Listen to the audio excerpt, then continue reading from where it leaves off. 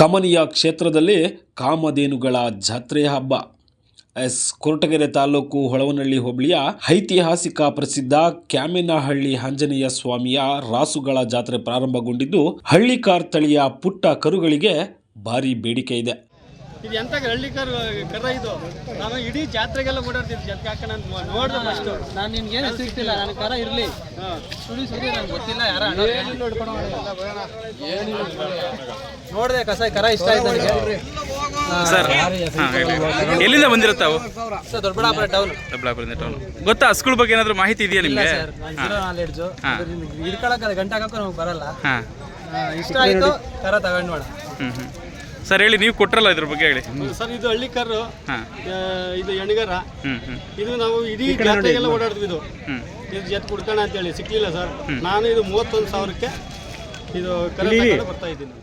ಇನ್ನು ಬಳ್ಳಾರಿ, ಹಾವೇರಿ ಸೇರಿದಂತೆ ರಾಜ್ಯದ ಮೂಲೆ ಮೂಲೆಗಳಿಂದಲೂ ರೈತರು ಜಾತ್ರೆಗೆ ಬರುತ್ತಿದ್ದು, 50,000ದಿಂದ 5 ಲಕ್ಷದವರೆಗೆ ತಮಗಿಷ್ಟವಾದ ರಾಸುಗಳನ್ನು ರೈತರು ಕೊಂಡುಕೊಳ್ಳುತ್ತಿದ್ದಾರೆ. ಎಲ್ಲ ಜಾತ್ರೆ ಅಡ್ಡಾಡ್ತೀವಿ ನಾವು. ವ್ಯಾಪಾರಿ ರೈತರಿಗೆ ಕೊಡೋ ಎತ್ತು ಹೇಗಿದೆ ವ್ಯಾಪಾರ? ವ್ಯಾಪಾರಕ್ಕೆ ಇಲ್ಲಿ ಜಾಸ್ತಿ ಐತಣ. ನಮ್ಮ ಬಜಾರ್ದಾಗ ಇಲ್ಲ ವ್ಯಾಪಾರ. ನಮ್ಮ ಬಜಾರ್ದಾಗ ಎತ್ತು ಕಟ್ಟರಿಲ್ಲ. ರೈತರು ಕಮ್ಮಿನ ಎತ್ತು ಕಟ್ಟೋದು ಎಲ್ಲ ಟ್ರ್ಯಾಕ್ಟರ್ ಮ್ಯಾಗ ಅದ್ರ ಮ್ಯಾಗ ಬಿದ್ದು ಬಿಟ್ರ. ಇಲ್ಲಿ ರೇಟ್ ತಗೊಂಡು ಹೋದ್ರೆ ನಾವು ಮಾರಕ್ ಆಗ್ವಲ್ದು. ಘಾಟಿಯಾಗಿಂದ ಇನ್ನೂ ಬಿದ್ದಾವ ಎತ್ತು. ಏನ್ ಮಾಡೋದು ಮತ್ತು ಕೈಯಲ್ಲೂ ಬರ್ಬೇಕು. 6 ಜೊತೆ 7 ಜೊತೆ ತಗೊಂತವಣ ತಗೊಂಡಿಲ್ಲ. ಈಗ 1 ಜೊತೆ ಆಗ್ಯಾವ, ಇನ್ನೊಂದು 2 ಜೊತೆ ತಗೊಂತವ. ಎಷ್ಟ ಏನ್ ಮಾಡೋದು? ಏನ್ ರೆಡಿ ತಗೊಂಡ್ರಿ ಈಗ? ಈಗ ಒಂದು ಜೊತೆ 158 ತಗೊಂಡ. 150. ಎಲ್ಲಿವರೆಗೂ ಹೋಗ್ತಾ ಇದೆ? ಎಷ್ಟರಿಂದ ಎಷ್ಟುವರೆಗೂ ಹೋಗ್ತಾ ಇದಿಲ್ಲ ರೈಟ್ ಈಗ? ರೇಟ್ ಇಲ್ಲಿ 2 ಲಕ್ಷ. ಅದು ಮಾಲಿನ ಮ್ಯಾಗ ಡಿಪೆಂಡ್. ಶಿವಮೊಗ್ಗ ಜಿಲ್ಲೆ ಶಿಕಾರಿಪುರ ತಾಲೂಕು ಕಡಸನಹಳ್ಳಿ ಊರು. ಎತ್ತುಗಳು ತಗೊಳಕ್ ಬಂದವ್ರಿ. ಇಲ್ಲಿ ಏನು ರೀತಿ ಹೇಳ್ತಾರೆ ಅದು ನಾವು 115 ಮಟ್ಟ ತಗೊಂಡವಿ. ನಮ್ಮಲ್ಲಿ ಹೋದ್ರೆ ಒಂದ್ರೊಳಗ 70-80 ಕೇಳ್ತಾರೆ. ಎಷ್ಟು ವರ್ಷದಿಂದ ಮಾಡ್ತಿದ್ರ ವ್ಯಾಪಾರ?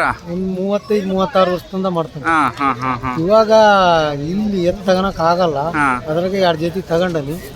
ಏನ್ ರೆಡಿ ತಗೊಂಡ್ರಿ? ಒಂದು 20, ಒಂದು 15 ತಗೊಂಡನಿ. ಈ ಜಾತ್ರೆಗೆ ಎಷ್ಟು ವರ್ಷದಿಂದ ಬರ್ತಿದ್ದೀರ? ನಾವು ಒಂದು 20-30 ವರ್ಷದಿಂದ ಬರ್ತಾ ಇದ್ದೀವಿ. ನಾವು ಹುಡುಗರಾಗಿಂದ ಬರ್ತಾನೆ ಇದ್ದೀವಿ. ಈಗ ದಿನ ದಿನ ಸ್ವಲ್ಪ ರೇಟ್ಗಳು ವ್ಯತ್ಯಾಸ. ನಾವು ಫಸ್ಟ್ ತಗೊಂಡಾಗ 5,000 ಕೊಟ್ಟರೆ ಒಳ್ಳೆ ಸಿಗೋವು. ಈಗ ಅದೇ ಇವಾಗ 1,16,000 ಒಂದು ಜೊತೆ ಕೊಡ್ಸಿದ್ವಿ ನಾವು ದಳ್ಳಾಳ್ರೆ. 1,16,000 ಇವ್ರು ಕೊಡಿಸ್ತೇವೆ ಒಂದು ಜೊತೆ. ಅದೇ ಎತ್ತು ಸ್ವಲ್ಪ ಹೆಚ್ಚು ಕಮ್ಮಿ ಅಂದ್ರೆ ಮೊದಲು 5,000-6,000 ಕೊಡಿಸ್ತಾ ಇದ್ದೆ ನಾನು. ಕರೆಕ್ಟ್ ಏನಪ್ಪ? 5,000-6,000 ಕೊಡಿಸ್ತಾ ಇತ್ತು. 1,16,000. ಈಗಿನ ಲೆಕ್ಕಕ್ಕೆ ದನ ಕಟ್ಟಿ ಸಾಕ್ಬೇಕಂದ್ರೆ ಹಳ್ಳಿಕಾರ ಜನ ಚೆನ್ನಾಗಿ ಸಾಕವ್ರೆ. ಜನ ರೈತರು ಹೆಂಗ್ ಕೊಟ್ಟರು ಲಾಸೆ. ಇವ್ರು ಮೇಯಿಸಿ ಒಂದು 5 ವರ್ಷ ಹೊಡೆದು ಲಾಭ ಬರ್ತೈತೆ. ಅವಾಗ ಗಂಟು ಬಿಟ್ಟು ಕೊಟ್ಬಿಡ್ತಾರೆ.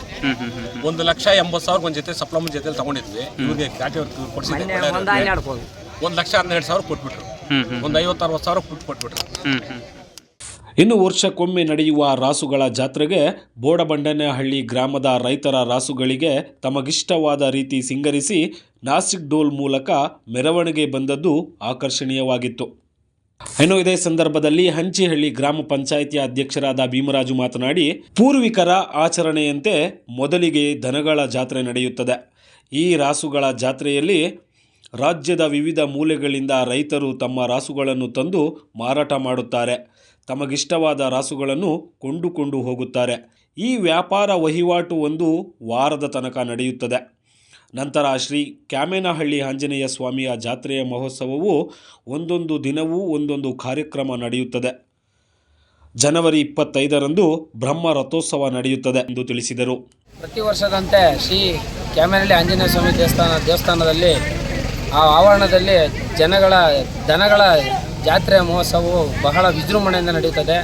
ಸುಮಾರು ತಾಲೂಕು, ಹಳ್ಳಿಗಳು ಮತ್ತು ಜಿಲ್ಲಾವಾರುಗಳಿಂದ ರಾಸುಗಳನ್ನು ಬಹಳ ಸಿಂಗಾರ ಮಾಡಿಕೊಂಡು ಪ್ರತಿಯೊಂದು ಹಳ್ಳಿಗಳಲ್ಲಿ, ತಾಲೂಕುಗಳಿಂದ ಕ್ಯಾಮೆನಹಳ್ಳಿ ಆಂಜನೇಯ ಸ್ವಾಮಿ ದೇವಸ್ಥಾನದ ಆವರಣದಲ್ಲಿ ಜನಗಳ ಜಾತ್ರೆ ನಡೆಯೋದ್ರಿಂದ ಸುಮಾರು ಲಕ್ಷಾಂತರ ರೂಪಾಯಿ ಬೆಲೆ ಬಾಳುವಂಥ ಹೋರಿ ಮತ್ತು ಹಸುಗಳನ್ನು ಸಾಕಿ ರೈತರುಗಳು ಮಾರಾಟ ಮಾಡೋದಕ್ಕೆ ಈ ಕ್ಯಾಮೆನಹಳ್ಳಿ ಆಂಜನೇಯ ಸ್ವಾಮಿ ದೇವಸ್ಥಾನ ಸನ್ನಿಧಾನಕ್ಕೆ ಬರ್ತಾರೆ.